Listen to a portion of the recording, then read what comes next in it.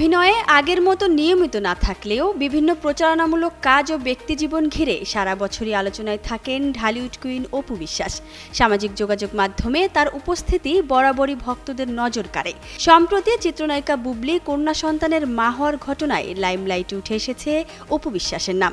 এ বিষয়ে সরাসরি কোনো মন্তব্য না করলেও এবার নতুন এক ফটোশুটের ছবি প্রকাশ করে আবারও আলোচনায় এসেছেন এই অভিনেত্রী। ব্যতিক্রমী আধুনিক ও ক্লাসিক সমন্বয়ের এই লুক প্রকাশের পর থেকেই প্রশংসায় ভাসছেন তিনি। তবে নেটিজেনদের নজর তার পোস্টে জুড়ে দেওয়া দার্শনিক বার্তার দিকে।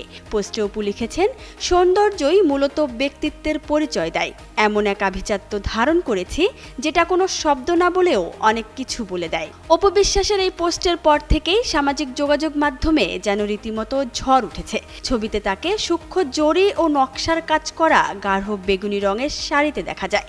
সঙ্গে মানানসই গয়না তার সাজে ফুটিয়ে তুলেছে এক রাজকীয় আবহ, যা অনেকের কাছেই বিয়ের সাজের কথা মনে করিয়ে দিয়েছে। ছবি প্রকাশের পরপরই মন্তব্যের ঘরে ভক্ত অনুরাগীদের প্রশংসার বন্যা বইতে শুরু করে। অনেকেই তার সৌন্দর্য ও আভিজাত্যপূর্ণ সাজের প্রশংসা করেছেন। তবে প্রশংসার পাশাপাশি কিছু নেটিজেন সাম্প্রতিক ব্যক্তিগত আলোচনার প্রসঙ্গ টেনে এনেছেন। সম্প্রতি অভিনেত্রী বুবলি জানিয়েছেন, শাকিব খান ও তার সংসারে প্রথম কন্যা সন্তানের জন্ম হয়েছে। যদিও এ বিষয়ে এখনো পর্যন্ত কোনো প্রতিক্রিয়া জানাননি শাকিব খান।